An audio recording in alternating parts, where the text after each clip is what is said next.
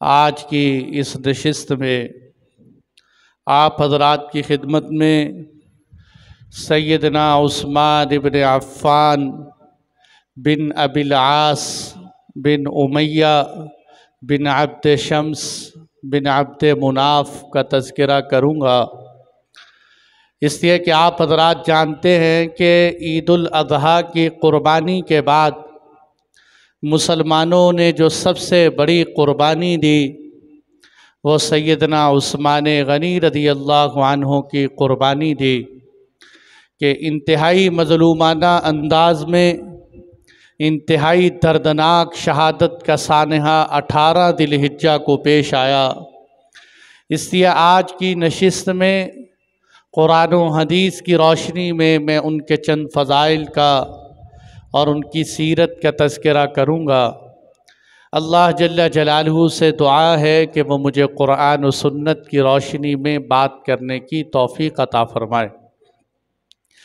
میرے بھائیو، اگر ہم بات کریں سیدنا عثمان غنی رضی اللہ تعالی عنہ کی کہ جو قریشی بھی ہیں، قریشی خاندان سے تعلق رکھتے تھے، بنو امیہ کے وہ فرد تھے کہ جو سب سے پہلے اسلام لائے اور امیر المومنین تھے، خلیفہ ثالث کہلائے اور حضور نبی اکرم صلی اللہ علیہ وسلم کے دوہرے داماد تھے، اور یہاں تک کہ آپ کو صاحب الہجرتین بھی کہا جاتا ہے کہ 2 ہجرتیں اللہ تعالیٰ نے آپ کو نصیب فرمائیں۔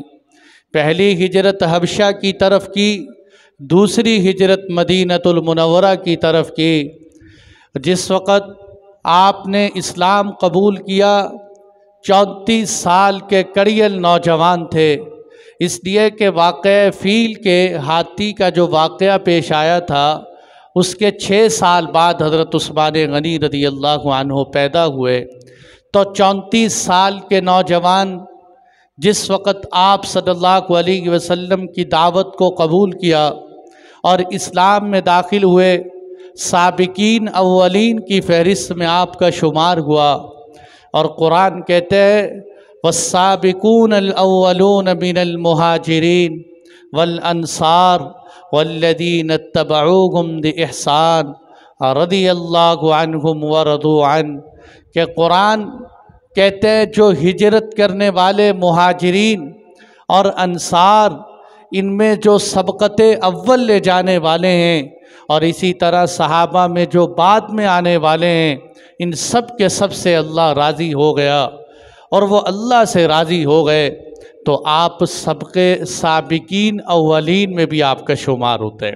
اور یہ آپ حضرات ابھی سن چکے سلسلہ نسب کہ عبد مناف سے جا کر آپ کا سلسلہ اللہ کے نبی سے جڑ جاتا ہے، محمد بن عبداللہ بن عبد المطلب بن عبد مناف۔ اسی طرح آپ کے سلسلہ نسب میں بھی عبد مناف، آپ کی نانی ام حکیم البیضاء رسول اللہ صلی اللہ علیہ وسلم کی پھوپھی لگتی۔ میرے دوستو، صحابہ تو سارے ہی صحابہ ہیں، بڑی صفات کے حامل ہیں، لیکن حضرت عثمان غنی رضی اللہ عنہ کے اندر 2 صفتیں ایسی تھیں جو آپ کو سب صحابہ سے ممتاز اور نمایاں کرتی تھیں۔ ان میں سے پہلی صفت یہ تھی کہ آپ حضور نبی اکرم صلی اللہ علیہ وسلم کے دوہرے داماد تھے۔ اس لیے صحابہ سے پوچھا گیا کہ آپ لوگ حضرت عثمان غنی کو اتنی فوقیت کیوں دیتے ہو، اتنا بلند کیوں کرتے ہو حضرت عثمان غنی رضی اللہ عنہ کو؟ تو صحابہ نے جواب میں کیا کہا کہ ہم اس لیے فوقیت دیتے ہیں کہ اس کائنات میں سوائے عثمان غنی کے اور کوئی شخص نہیں آیا جس کے نکاح میں نبی کی 2 بیٹیاں ہوں۔ یہ اعزاز، یہ صحرا، یہ تمغہ صرف اور صرف حضرت عثمان غنی کے حق میں آیا، اور ایسا آیا کہ رسول اللہ صلی اللہ علیہ وسلم نے اپنی بیٹی رقیہ نکاح میں دی۔ جب بدر کی فتح ہوئی ادھر آپ کی بیٹی کا جنازہ اٹھ گیا، حضرت رقیہ کا جنازہ ہو چکا تھا، اور ساتھ ہی پھر آپ نے ام کلثوم کا نکاح کیا اپنی دوسری بیٹی کا، اور اس کے بعد فرمایا کہ عثمان اگر میری اور بیٹیاں ہوتی تو میں تیرے نکاح میں دے دیتا، میں تیرے نکاح میں دے دیتا۔ میرے دوستو، سوچنے کی بات یہ ہے کہ بھلا کوئی شریف سے شریف انسان بھی اپنی بچی کبھی کسی ایسے بندے کے نکاح میں نہیں دیتا جس پر اعتماد نہ ہو، جو اس کا قابل سپہ سالار نہ ہو۔ یہاں تو حضرت عثمان غنی رضی اللہ عنہ نے اللہ کے نبی کے ساتھ زندگی گزاری، بیٹی بھی رسول اللہ کی ہے، اور اللہ کے محبوب کیسے رشتہ کر سکتے ہیں؟ جبکہ ایک روایت میں ہے کہ آپ نے فرمایا میں نے اپنی کسی بیوی سے نکاح اور اپنی کسی بیٹی کا نکاح اس وقت تک نہیں کیا جب تک اللہ کی طرف سے حکم نہیں آ گیا۔ تو وہاں تو رشتوں کا چناؤ آسمان پر ہوتا، ایک دی پھر دوسری بیٹی بھی دی، اور کہا عثمان اگر میرے پاس اور بیٹیاں ہوتی تو تیرے نکاح میں دے دیتا۔ دوسری بہت بڑی صفت آپ کی کیا تھی کہ اللہ نے آپ کو حیا کا پیکر بنایا۔ حیا اتنا اعلیٰ حیا آپ کا کہ باقاعدہ ایک حدیث میں آپ صلی اللہ علیہ وسلم نے حضرت عثمان غنی کی اسپیشل خوبی بیان کی۔ آپ نے سارے صحابہ کو گنتے ہوئے فرمایا ابو بکر ارحم الناس، وہ تو لوگوں پہ بہت شفقت کرنے والے ہیں، عمر وہ تو دین کے معاملے میں بڑے سخت ہیں، عثمان غنی وہ تو حیا کے پیکر ہیں، بڑے حیا والے ہیں عثمان غنی۔ حیا کے بارے میں ایک واقعہ اماں عائشہ صدیقہ رضی اللہ عنہا نقل فرماتی ہیں۔ اماں جان فرماتی ہیں کہ ایک دفعہ میں گھر میں بیٹھی ہوئی تھی کہ گھر کے اندر آپ صلی اللہ علیہ وسلم تشریف فرما تھے، اور آپ صلی اللہ علیہ وسلم کی موجودگی میں آپ کی ران سے کپڑا ہٹا ہوا۔ پہلے حضرت ابوبکر صدیق تشریف لائے، آپ بیٹھے رہے، حضرت عمر فاروق رضی اللہ عنہ تشریف لائے، آپ یوں کہ توں بیٹھے رہے۔ جیسے ہی حضرت عثمان غنی تشریف لائے، آپ صلی اللہ علیہ وسلم سیدھے ہوئے اور اپنی ران پہ کپڑا کر لی۔ اماں جان فرماتی ہیں صحابہ واپس چلے گئے، میں نے جانے کے بعد پوچھا کہ اللہ کے نبی عجب عمل کیا، ابو بکر آئے، آپ نے ران سے کپڑا جو ہے وہ نئی ران پہ لیا، عمر فاروق آئے، آپ کی حیت نہیں بدلی، عثمان غنی آئے تو آپ نے کپڑا تبدیل کر لی۔ آپ صلی اللہ علیہ وسلم نے عجب الفاظ فرمائے، الا تستحیی منہ، الا استحیی منہ تستحیی منہ الملائکہ، اے عائشہ میں کیوں اس بندے سے حیا نہ کروں جس سے فرشتے بھی حیا کرتے ہیں، جس سے فرشتے بھی حیا کرتے ہیں۔ دوسری روایت کے الفاظ یہ ہیں، اے عائشہ اگر میں اپنی ران پہ دوپٹہ نہ کرتا، عثمان پہ حیا اتنا غالب ہے کہ حضرت عثمان غنی حیا کے مارے مجھ سے بات نہ کر سکتے، اپنے اندر کی بات نہیں کہہ سکتے، حیا کے مارے، اتنا حیا کہ جس کے حیا سے فرشتے حیا کریں۔ تو پھر میں بھی کہتا ہوں کہ واقعی نبی اپنی بچیاں وہاں دیتے ہیں کہ جو حیا کے پیکر عثمان غنی ہو، کہ جہاں حیا اتنی اعلیٰ ہو، نبی کی بچی بھی اسی گھرانے میں جاتی ہے کہ اتنا حیا۔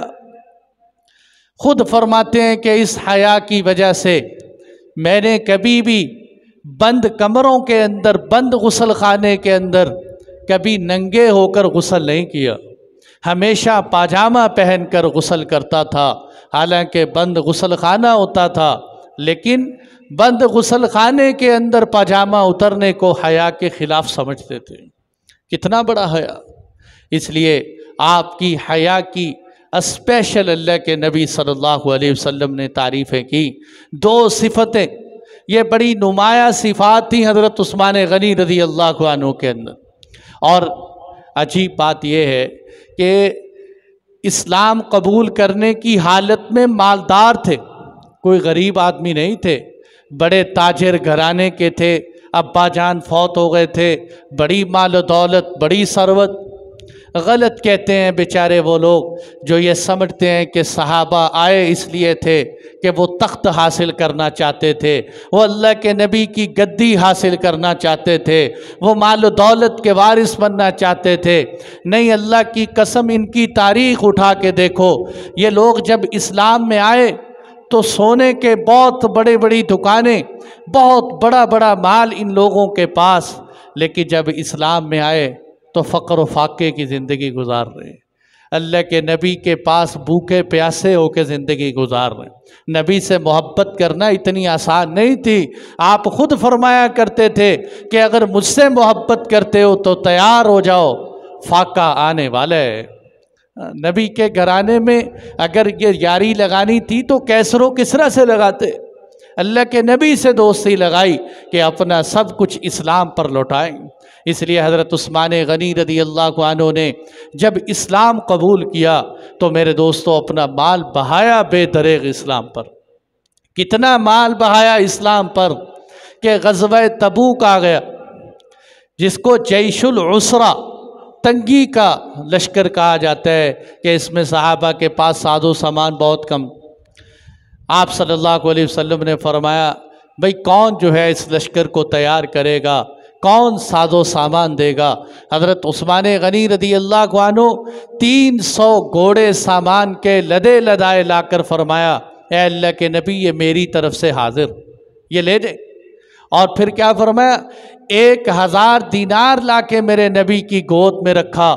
جب آپ کی گود میں رکھا، اللہ کے محبوب نے عجیب بات ارشاد فرمائی۔ آپ نے فرمایا ما ذر عثمان، عثمان آج کے بعد تو جو بھی کرے تیرا کوئی گناہ ہے ہی نہیں، تو جو بھی کرے تیرا گناہ ہے ہی نہیں۔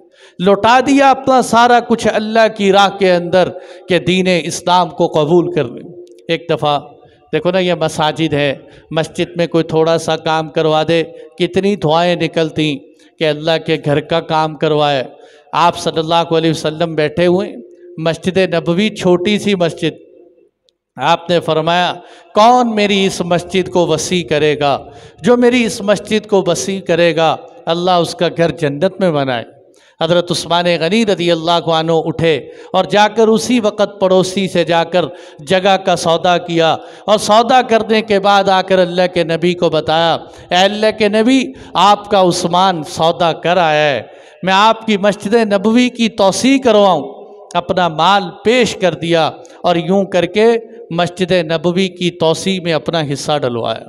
تو بھائیو کیا تھا کہ ان کے سامنے مال کی کوئی حیثیت نہیں تھی، ان کے سامنے تو اللہ اور اللہ کے رسول کی اہمیت تھی، اس لیے کیا کیا؟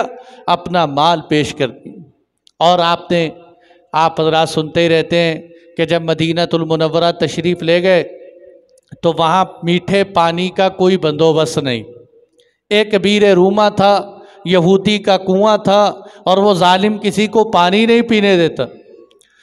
تو آپ صلی اللہ علیہ وسلم نے فرمایا جو آدمی بیر روما خریدے اور اس بیر روما کو خرید کر مسلمانوں کے لیے وقف کر دے، آپ صلی اللہ علیہ وسلم نے فرمایا میں گارنٹی اور ضمانت دیتا ہوں اللہ اس کو جنت کے مشروبات میں سے مشروب پلائیں۔ اٹھے اسی وقت اور جا کر یہودی سے سودا کرنے لگے۔ یہودی کہنے لگا میں 12,000 درہم میں بیچوں۔ بہت بڑی قیمت تھی کنویں کی، حالانکہ اتنی قیمت نہیں، لیکن آپ نے فرمایا کہ چلو بھائی ایسا کرو 12,000 درہم میں بھی آدھا کنواں بیچے، آپ کو آدھا کنواں، چلو ٹھیک ہے جی، آدھا میرا ہو گیا آدھا تیرا ہو گیا۔ آدھا کنواں لینے کے بعد آ کر اللہ کے نبی کی خدمت میں اعلان کیا اے اللہ کے نبی میں اپنا خریدا ہوا کنواں مسلمانوں کے لیے وقف کرتا ہوں، جب چاہیں اس سے پانی پئیں۔ تو مسلمان کیا کرتے؟ ایک دن کا پانی استعمال کرتے، اگلے دن کا جمع کر لیتے اپنے پاس۔ وہ یہودی جو ہے، وہ یہودی کا آدھا کنواں بیکار ہو گیا، اب اس سے کوئی خریدنے والا نہیں۔ تو اگلے وہ خود ہی یہودی کہنے لگا کہ آپ کی بڑی مہربانی، یہ میرا آدھا بھی خرید دو۔ آپ نے اس کا آدھا کنواں بھی خریدا اور خرید کر پورے کا پورا بیر روما مسلمانوں کے لیے وقف کر دیا۔ کتنا بڑا کنواں تھا، اگر آپ کمائی کرتے آج کے دور میں سوچ لو، اگر کسی کی بہت بڑی لاکھوں کروڑوں کی شاپ ہو، اس کا بہت بڑا بزنس ہو، وہ سارے کا سارا بزنس اٹھا کے کسی مسلمانوں کے لیے وقف کر دے، اس سے بڑا کارنامہ ہے حضرت عثمان غنی کہ یہ سارا میٹھا کنواں اللہ کے نبی نے اعلان کر دیا کہ کوئی ہے جو میرا اس بیر روما کا کنواں خریدے؟ ہاں اللہ کے نبی میں ہوں خریدنے والا، تو کنواں ہی وقف کر دیا۔ میرے دوستو کتنی صفات تھیں آپ کے اندر، خود فرمایا کرتے تھے کہ اللہ کے فضل سے جب سے میں نے رسول اللہ صلی اللہ علیہ وسلم کے ہاتھ پہ بیعت کی ہے، یہ ہاتھ اللہ کے نبی کے دستے مبارک سے ٹکرایا ہے، اس وقت سے لے کر آج تک میں نے اپنے اس ہاتھ کو کبھی شرمگاہ پر نہیں لگایا کہ یہ اللہ کے محبوب سے ٹکرا چکا ہے، آپ صلی اللہ علیہ وسلم سے لگ چکا ہے۔ اس قدر عظمت اور محبت سینے کے اندر تھی، فرمایا کرتے تھے ما زنیت ولا شربت ولا کذبت فی الجاہلیت ولا فی الاسلام، نہ میں نے کبھی زمانے جاہلیت میں نہ کبھی زمانے اسلام میں میں نے کبھی شراب نہیں پی، حالانکہ عربوں میں شراب عام تھی، اس وقت بھی شراب نہیں پی، میں نے کبھی زنا نہیں کیا، میں نے کبھی جھوٹ نہیں بولا، میں نے کبھی کسی مسلمان کو دکھ اور تکلیف نہیں پہنچایا، میں نے کبھی گانے کی محفل اٹینڈ نہیں کی۔ یہ بڑی بڑی صفات آپ خود بیان کرتے، اتنی بڑی صفات کے ہوتے ہوئے اور عاجزی کتنی۔ ایک صاحب فرماتے ہیں کہ میں ابھی چھوٹا سا بچہ تھا کہ میں کھیلتے کھیلتے میرے ہاتھ میں کبوتر یا کوئی پرندہ تھا، میں نے وہ پرندہ چھوڑا، پھٹے پرانے میرے کپڑے تھے، جب میں مسجد میں آیا تو میں نے دیکھا کہ مسجد کے اندر ایک خوبصورت نوجوان لیٹا ہوا ہے، بہت حسن والا ہے اور بڑے ہی اس کے چہرے پہ ایک روب اور کیفیت ہے۔ جب میں مسجد میں داخل ہوا تو میں ان کو کھڑے ہو کے دیکھنے لگ کہ کیا خوبصورت آدمی لیٹا ہوا ہے، تو ان کی آنکھ کھلی، ان کی آنکھ میرے چہرے پہ پڑی، وہ کہنے لگے بیٹا ادھر آؤ، مجھے پاس بٹھا لیا اور اپنے پاس لیٹے ہوئے ایک بندے کو بلا کے کہا کہ او بھائی اٹھو بات سنو۔ کہتے جب اس نے بات نہ سنی تو مجھے خود کہا کہ جاؤ بیٹا اس کو بلا کے لاؤ۔ جب میں ان کو بلا کے لایا تو اسے کچھ کہا کہ جاؤ تم کچھ لے کے آؤ، مجھے تو سمجھ نہیں آیا کیا کہا، کہ جب وہ واپس آیا تو ایک خوبصورت جوڑا لے کر آیا، 1000 درہم لے کے آیا کہ حضرت اس خوبصورت نوجوان نے مجھے وہ خوبصورت کپڑا پہنایا، 1000 درہم میری جیب میں ڈال کر مجھے کہا جاؤ چلے جاؤ۔ کہتے جب میں گھر آیا میں نے آ کے ابو کو بتایا، ابا جان آج مجھے ایک بندے نے خوبصورت جوڑا پہنایا، 1000 درہم میری جیب میں ڈالے ہیں، آپ جانتے ہیں کون ہیں؟ کہا بیٹا وہ عثمان غنی تھے۔ وہ کون تھے؟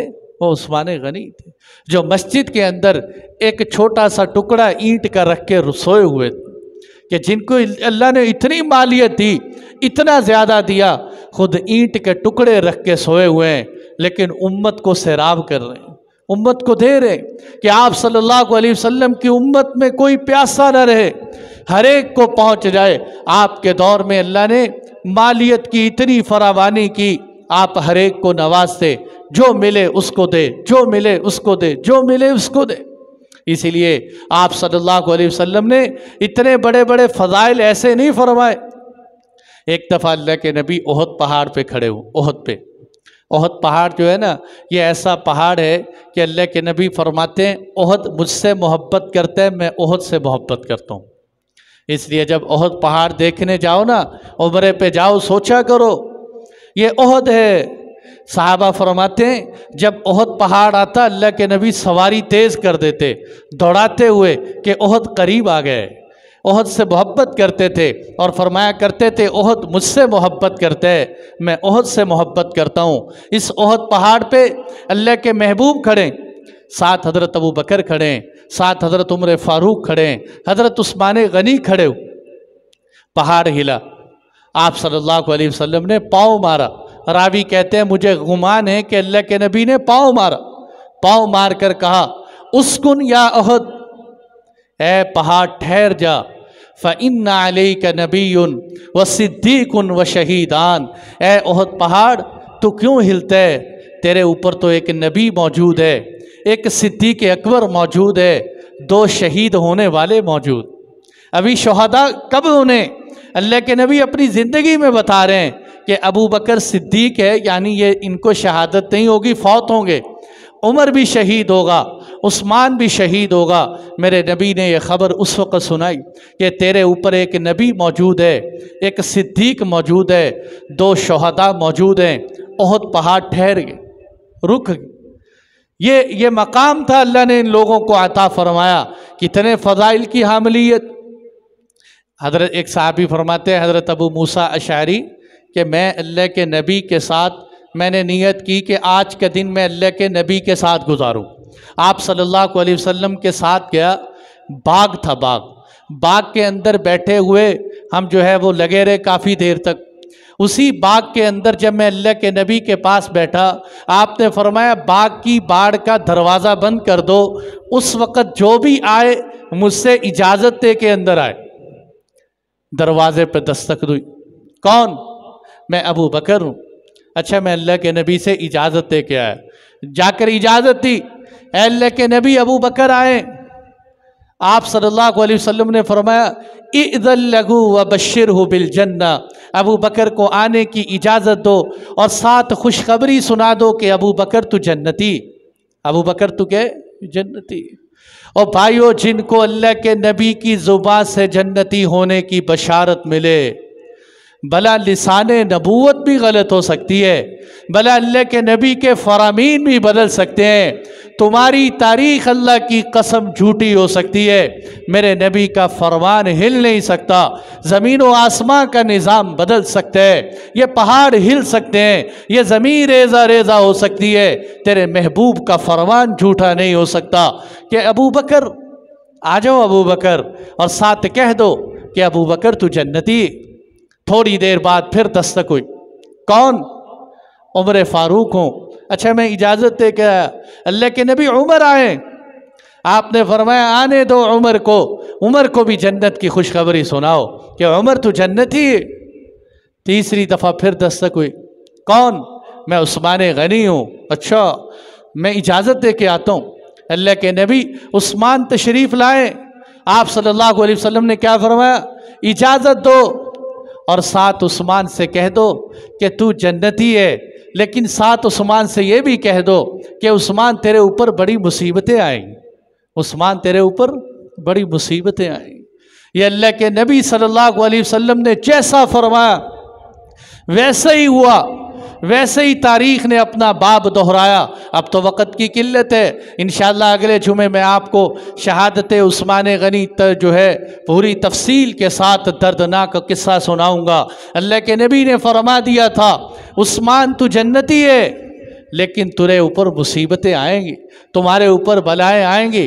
صحابی فرماتے ہیں جب حضرت عثمان غنی یوں داخل ہوئے، کہہ رہے تھے اللہم صبرن، اے اللہ مجھے صبر کی توفیق دینا، اے اللہ جب حالات آئیں تو میری مدد کرنا۔ سمجھ گئے تھے کہ اب اللہ کے نبی نے کہہ دیا ہے، اب آ کے رہیں گے حالات، اب مصیبتیں آئیں گی۔ اماں جان فرماتی ہیں حضرت عثمان غنی گھر تشریف لائے، آپ صلی اللہ علیہ وسلم نے ہمیں چھوڑ کر حضرت عثمان کی طرف متوجہ ہو۔ حضرت عثمان غنی رضی اللہ عنہ کو یوں پکڑ کر مخاطب کر کے کہا، اے عثمان، یہ مسند احمد کی حدیث سنا رہا ہوں، توجہ کرنا، اے عثمان، اللہ تجھے ایک لباس پہنائیں گے، اللہ تجھے ایک لباس پہنائیں گے، یعنی اللہ تجھے خلیفہ بنائیں گے۔ اور پھر کیا فرمایا کہ منافق اس لباس کو اتارنے کی کوشش کریں گے۔ اے عثمان، تو اس لباس کو نہ اتارنا۔ منافق، یہ الفاظ ہیں اللہ کے نبی کے، منافق اس لباس کو اتارنے کی کوشش کریں گے، پر تو اس لباس کو نہ اتارنا۔ یہ آپ صلی اللہ علیہ وسلم نے حضرت عثمان غنی کو جیتے جی بتا کر چلے گئے تھے کہ عثمان منافق تیرے خلاف بھڑکیں گے۔ اس لیے بھائیو، جو آج بھی حضرت عثمان غنی کی خلافت پر معترض ہیں، ان کو سمجھنا چاہیے کہ ہمارا شمار منافقین کی صف میں ہوتا ہے یا ایمان والوں میں شمار ہوتا ہے۔ کہ حضرت عثمان غنی کو تو اللہ کے نبی یوں کہہ گئے کہ عثمان تیرا لباس منافق ہی اتاریں گے، کوئی اور نہیں اتاریں گے۔ اس لیے میرے دوستو، آپ نے بھی حضرت اللہ کے نبی کا فرمان سینے سے لگا لیا۔ اور بہت بڑی بشارت سناؤں، قصہ ہی سمیٹ دیتا ہوں۔ اللہ نے آپ کو کتنا بڑا مقام دیا۔ جب صلح حدیبیہ ہوئی سن 6 ہجری، آپ صلی اللہ علیہ وسلم کو خواب آیا کہ اللہ کے نبی آپ مکہ المکرمہ میں داخل ہو رہے ہیں، آپ احرام باندھ کر عمرے کے لیے تشریف لائے۔ حدیبیہ جو کنواں ہے جس کو آج کل شمیسیہ کہتے ہیں، سعودی عرب میں شمیسیہ مقام ہے جو ہے باؤنڈری ہے حرم کی، ایک قسم کی سمجھ لیں، جدے کی طرف جاتے ہوئے رستے میں آتی ہے۔ اس مقام پر آپ صلی اللہ علیہ وسلم نے پڑاؤ ڈالا، اللہ کے محبوب وہاں ٹھہرے، آپ عمرے کی نیت سے آئے تھے۔ پتہ چلا کہ سامنے مشرکین مکہ ہے، وہ یہ کہتے ہیں ہم آپ کو عمرہ نہیں کرنے دیں، بغیر عمرے کے واپس چلے جاؤ ورنہ لڑائی ہوگی۔ آپ صلی اللہ علیہ وسلم نے صحابہ کو دیکھا، دیکھ کر فرمایا کہ چلو بھائی عثمان تم جاؤ۔ صحابہ میں چن کر عثمان کو بھیجا، یہ بتانے کے لیے کہ میں آج عثمان غنی کو سفیر رسول اللہ بنا رہا ہوں، یہ اللہ کے نبی کے سفیر بن کے جاتے ہیں۔ لوگوں کو فخر ہوتا ہے میں یورپ کا سفیر ہوں، میں لندن کا سفیر ہوں، میں برطانیہ کا سفیر ہوں۔ یہ تیری سفارت کی کیا حیثیت ہے؟ سفیر تو وہ ہے جو رسول اللہ کا سفیر بن کے گیا کہ عثمان چل میرا سفیر بن کے چل۔ حضرت عثمان غنی گئے، جائزہ لیتے رہے، لمبا واقعہ میں آپ کو بیچ میں مختصر انداز سے سنا رہا ہوں۔ آپ گئے جائزہ لیتے رہے کہ لوگ کہنے لگے مشرکین مکہ، عثمان تم تو آئے ہو بیت اللہ میں، چلو تم تو عمرہ کر لو، اللہ کے نبی کو اور مسلمانوں کو ہم بالکل عمرہ نہیں کرنے دیں گے، ان کو طواف کرنے کی کوئی اجازت نہیں۔ حضرت عثمان غنی کہتے رہے بھائی اللہ کے نبی لڑنے کے لیے نہیں آئے، اللہ کے نبی طواف کرنے کے لیے آئے ہیں، عمرہ کریں گے واپس چلے جائیں گے، آنے دو۔ کہتے نہیں، وہ بھی تو عثمان غنی تھے کہ نہیں، اگر میرے نبی طواف نہیں کر سکتے تو عثمان اکیلے طواف نہیں کرے گا، عثمان عمرہ نہیں کرے گا، اللہ کے نبی کو چھوڑ کر عمرہ میں نہیں کر سکتا۔ ادھر مشہور ہو گیا کہ حضرت عثمان غنی رضی اللہ عنہ کو شہید کر دیا۔ یہ خبر چلتے چلاتے آپ صلی اللہ علیہ وسلم کے کانوں تک پہنچ کہ عثمان شہید ہو گئے۔ اتنا غصہ اور اتنے المناک ہوئے اللہ کے محبوب، آپ صلی اللہ علیہ وسلم نے 1400 صحابہ کو جمع کر کے وہاں درخت کے نیچے بیٹھ کر اپنے ہاتھ پہ بیعت لی۔ 1400 صحابہ سے کہا میرے ہاتھ پہ ہاتھ رکھ کر بیعت کرو۔ اے اللہ کے نبی کس چیز کی بیعت ہے؟ فرمایا آج ہم عثمان کے لیے ٹکرا جائیں گے، انہوں نے میرے سفیر کو قتل کیا، میں عثمان غنی کی خاطر اپنے 1400 صحابہ کو قربان کر دوں۔ یہ کتنا بڑا اعزاز! اور پھر کیا کیا؟ بیعت کیسے لی؟ یوں اللہ کے نبی نے یوں یہ ہاتھ رکھا، صحابہ ہاتھ رکھتے چلے گئے۔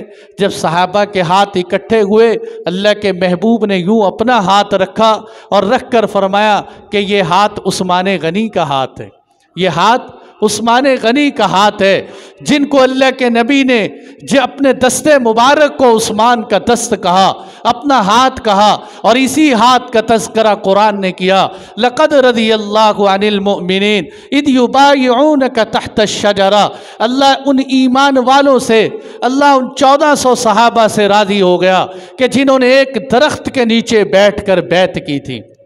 درخت کا تذکرہ بھی قرآن نے کیا۔ میں کہتا ہوں چلو صحابہ کی تعریف اپنی جگہ پر، اللہ کے نبی کی تعریف سے قرآن بھرا پڑے، لیکن قرآن نے شجرہ کا تذکرہ بھی کیا، درخت کا تذکرہ، اور یہ درخت بڑی دیر تک باقی رہا، بہت دیر تک، لیکن پھر لوگوں نے وہاں جا کر اس کو چومنا چاٹنا شروع کر دیا، پھر صحابہ کے دور میں اس کو ختم کر دیا گیا، ورنہ بڑی دیر تک وہ درخت جو ہے شجرہ باقی رہا۔ اب اس درخت کا تذکرہ قرآن کیوں کرتا ہے؟ یہ مجھے اور آپ کو سمجھانے کے لیے کہ لوگوں سوچو، جس درخت کی نسبت میرے نبی سے ہو جائے، جس درخت کی نسبت صحابہ سے ہو جائے، جس درخت کے نیچے بیٹھ کر عثمان کی خاطر بیعت کی جائے، میں اس درخت کو اتنا اونچا کر دیتا ہوں کہ اس کا تذکرہ قرآن میں کر دیتا ہوں۔ اسی لیے کہا لقد رضی اللہ عن المؤمنین اذ یبایعونک تحت الشجرہ، کہ جس وقت میرے صحابہ ایک درخت کے نیچے بیٹھ کر بیعت کر رہے تھے۔ قربان جاؤں حضرت عثمان غنی کے فضائل پر، آپ کی برکت سے 1400 صحابہ کو اللہ کی رضا کا سرٹیفکیٹ ملے، اللہ کی رضا کا پیمانہ ملا ہے کہ اللہ تم سے راضی ہو گیا اس لیے کہ تم نے عثمان کی خاطر آج اپنے آپ کو قربان کرنے کا فیصلہ کر لیا۔ میرے دوستو، یہ بشارت ملی صلح حدیبیہ کے موقع پر حضرت عثمان غنی رضی اللہ عنہ، اور کتنا بڑا اعزاز ہے آپ کا، آپ کے اعزاز ختم نہیں ہوتا، اتنی اونچی، اتنی عظمت اور اتنا بڑا اعزاز آپ کا کہ آپ اتنی صفات اور عبادت کے حامل تھے کہ آپ کا معمول تھا۔ ایک صحابی کہنے لگے میں رات کو اٹھا، میں بیت اللہ کے سامنے گیا، میں نے کہا آج میں دیکھتا ہوں کہ سب سے لمبی نماز کون پڑھتے ہے، سب سے لمبی نماز، سب سے زیادہ قرآن کون پڑھتے ہے، سب سے لمبی نماز کون پڑھتے ہے؟ کہتے جب میں بیت اللہ کے پاس گیا تو میں نے کیا دیکھا کہ ایک صاحب آئے اور حجر اسود کے سامنے کھڑے ہو گئے، حج کے دن چل رہے تھے، مجمع تھوڑا ہوتا تھا، اور حجر اسود کے قریب کھڑے ہو کر اللہ اکبر کہہ کے نیت باندھی، ایک ہی رات کے اندر ایک ہی رکعت میں پورا قرآن مکمل کر دیا۔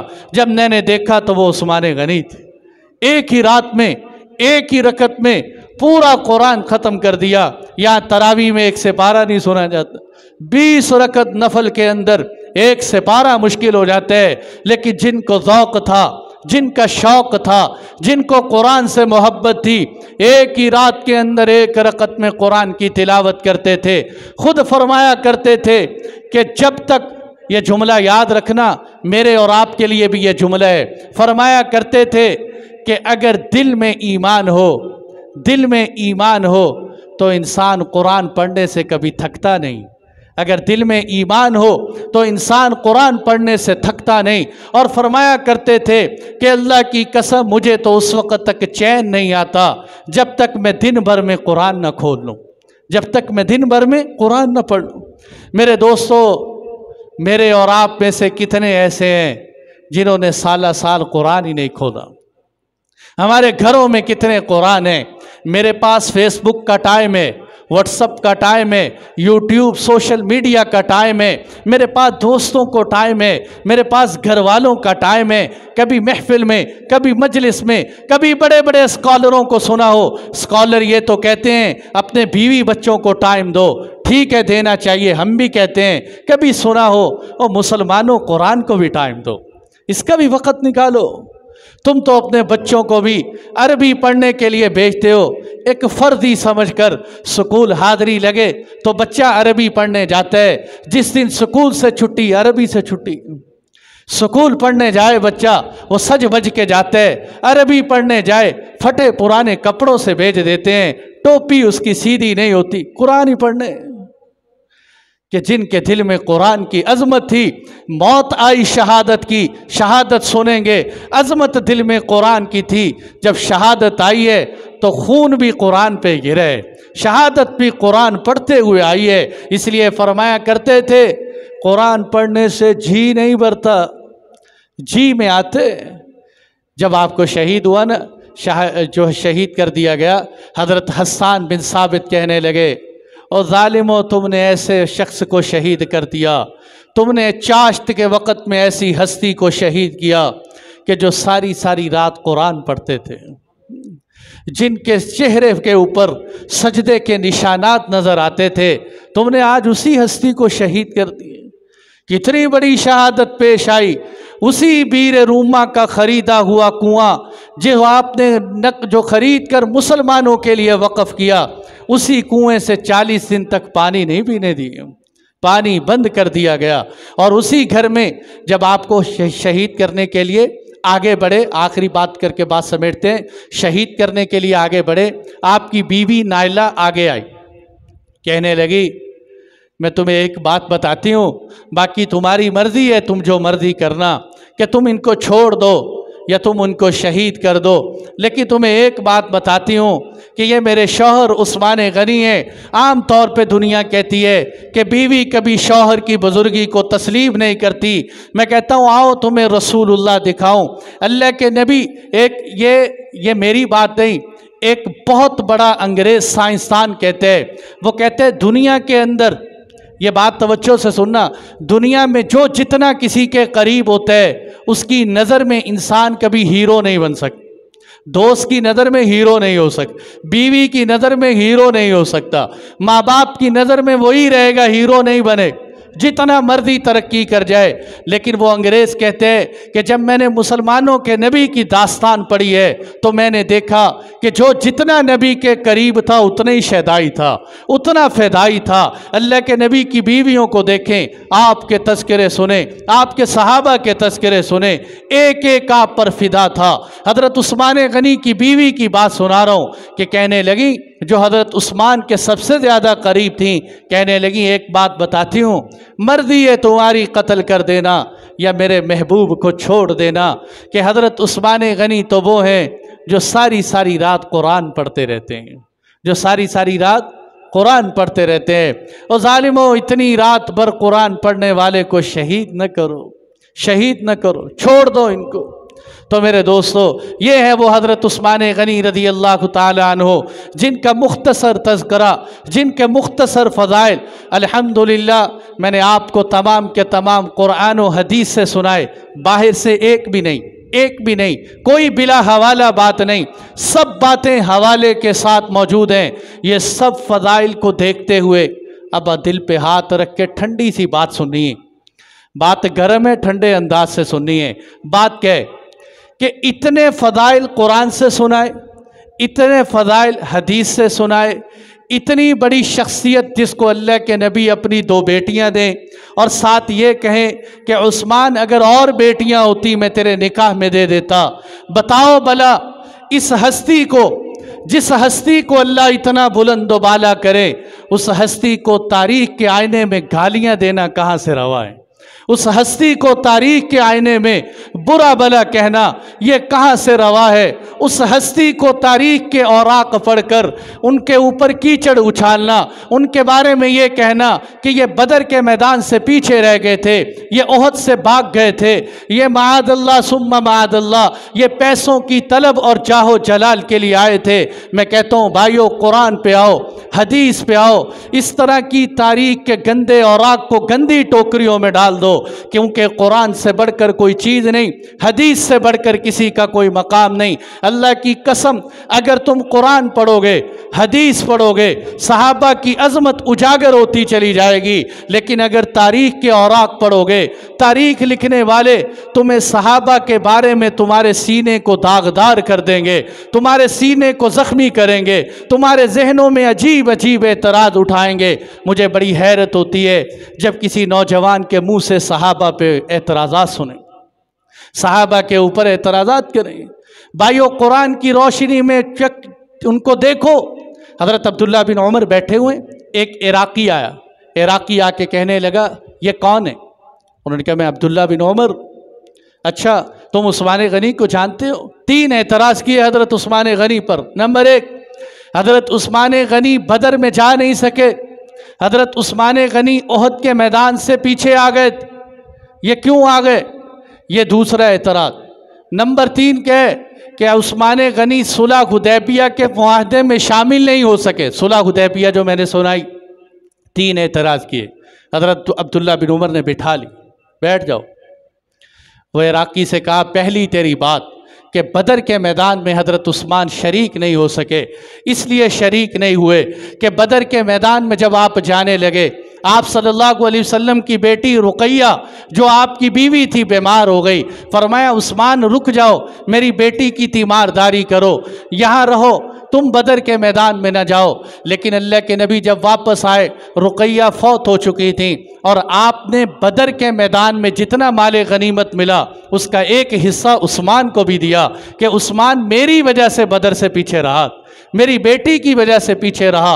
احد کے میدان سے حضرت عثمان غنی پیچھے ہٹے، ٹھیک ہے وہ پیچھے ہٹے، لیکن قرآن نے ببانگِ دوہل کہا جو احد کے میدان سے پیچھے ہٹے میں نے ان سب صحابہ کو معاف کر دیا، میں نے ان سے درگزر کر دیا، میں نے ان کی خطاؤں کو معاف کر دیا۔ ان الذین تولوا منکم یوم التقى الجمعان انما استزلهم الشیطان ببعض ما کسبوا ولقد عفا اللہ عنہم ان اللہ غفور حلیم۔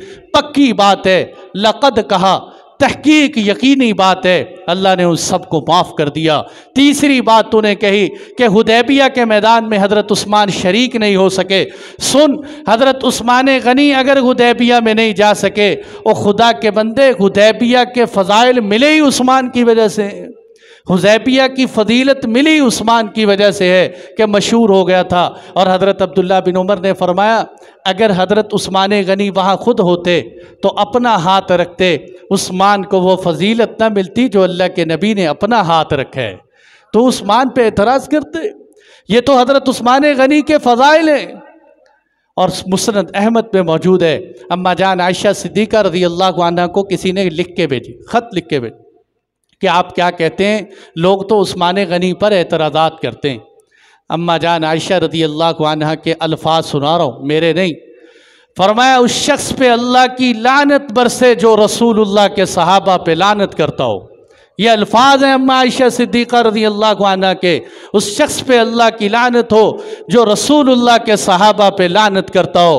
اور آگے کیا لکھا کہ عثمان کے کیا کہنے، میرے گھر ایک دن تشریف لائے، اللہ کے محبوب بیٹھے ہوئے تھے، آپ کی کمر میرے ساتھ لگی ہوئی تھی، جبرائیل وحی لے کر آ رہے تھے، اللہ کے نبی پہ وحی اتر رہی تھی، سامنے عثمان بیٹھے تھے، اللہ کے نبی نے محبت سے کہا اکتب یا عصیم۔ عصیم جیسے ہم جو ہے کسی نام کو چھوٹا کرتے ہیں نا، عرب کے اندر یہ انداز تھا، عثمان کو عصم اور عصیم تصغیر کہتے تھے۔ جیسے حضرت لقمان نے اپنے بیٹے سے کہا یا بنیا، اے میرے پیارے بیٹے، یا عصم، اے میرے پیارے عثمان، لکھ وہی لکھ۔ وہی لکھوائی اللہ کے نبی نے بیٹھ کر۔ اماں فرمایا کرتی تھی یہ کام وہی لکھنا جبرائیل کی موجودگی میں، اللہ کے نبی کی موجودگی میں، یہ کام اللہ کی طرف سے بلا اعزاز نہیں ملا کرتا، بلا اعزاز نہیں ملا۔ اس لیے یہ اعزاز ہے جو آپ کے مقدر میں ملا۔ تو بھائیو ہم نے کیا کرنے، آج کے بعد یہ بات یاد رکھیں، میرے مجمع میں آئے ہوئے ساتھیوں سے گزارش ہے، ہم نے صحابہ کے مشاجرات نہیں پڑھنے۔ صحابہ کرام کی جو آپس میں جنگیں ہوئیں، جنگ جمل ہو یا جنگ صفین ہو، آپ کو کیا ضرورت ہے یا مجھے کیا ضرورت ہے پڑھنے کی، بیان کرنے کی؟ ہم نہیں پڑھیں۔ نتیجہ کیا نکل، اور یہ میں بتا دوں، دیکھیں جنگ جمل ہوئی یا صفین ہوئی، صحابہ شہید ہوئے، آپس میں لڑے، میرے دوستوں کیا ہوتا ہے، قرآن ایک طرف حدیث ایک طرف کر دیتے ہیں، جمل جمل جمل، صفین صفین کرتے رہتے ہیں۔ نتیجہ کیا ہوتا ہے، ایمان کا لیول بہت نیچے چلا جاتا ہے۔ انسان تاریخ پڑھتے ہوئے صحابہ کا بغض لے کے سینے سے اٹھتا ہے۔ اس لیے اللہ کے نبی نے فرمایا میرے صحابہ کو برا بھلا نہ کہنا۔ یہاں جمعے کے خطبے میں کہا جاتا ہے میرے صحابہ کو برا بھلا نہ کہنا، جو میرے صحابہ سے بغض رکھے وہ مجھ سے بغض رکھے، جو ان سے نفرت کرے وہ مجھ سے نفرت کرتے ہیں۔ اس لیے بھائیو وہ وہاں کیوں لڑے تھے، وہاں کیوں تلوار اٹھائی تھی، حضرت علی کے مقابلے میں کیوں آئے تھے؟ اچھا ادھر سے حضرت علی کی طرف سے وہ لڑنا شروع ہو جاتے ہیں، ہم حضرت عثمان غنی کی طرف سے شروع ہو جاتے ہیں۔ جیسے یہ دونوں مقابل، حضرت علی کون، کن کے؟ حضرت علی بھی اللہ کی قسم ہمارے ہیں۔ ہم ان کے جب ان کی باری آتی، ان کی شہادت کے دن آتے، ہم شہادت بیان کرتے ہیں۔ کربلا آئے گی، ہم کربلا بیان کریں گے۔ آل بیت سے نفرت کرنے والے کا ایمان نہیں ہے ہمارا عقیدہ۔ جو آل بیت سے محبت نہ کرتا ہو، جس کے دل میں اہل بیت کا بغض ہو، ہمارے نزدیک ایسا بندہ مومن کہلانے کے قابل نہیں۔ ہم بڑے پیکر یہاں ممبر پہ بیٹھ کے کہتے ہیں کہ ایمان کی نشانی ہمارے نزدیک اہل بیت سے محبت ہے۔ اس لیے ہم درود شریف میں اہل بیت پر درود پڑھتے ہیں کہ اہل بیت کی شان بھی ہماری ہم بیان کریں۔ لیکن میرے دوستو یہ کام نہیں چلے، یہ منافقانہ ترتیب نہیں چلے گی کہ کوئی آدمی اہل بیت کے نشانے پر، اہل بیت کے پردے میں صحابہ کو برا بھلا کہے۔ اہل بیت اور صحابہ کی محبت تھی۔ انشاءاللہ ثم انشاءاللہ آنے والے جمعوں میں بھی بیانات کے آپ سنیں گے کہ صحابہ اور اہل بیت میں کتنی محبت تھی۔ ہم نفرت نفرت نفرت سنتے سنتے صحابہ کے بارے میں ایمان کمزور کر لیتے ہیں۔ آسان سا حل یہ ہے کہ ہم مشاجرات پڑھے ہی نہیں، چھوڑ دیں مشاجرات پڑھنے کو، یہ علماء کا کام ہے۔ علماء جانتے ہیں کہ کہاں کون سی بات میں تطبیق بٹھانی ہے۔ جو کچھ کہا سنا گیا، اللہ تعالی ہم سب کو عمل کی توفیق عطا فرمائے۔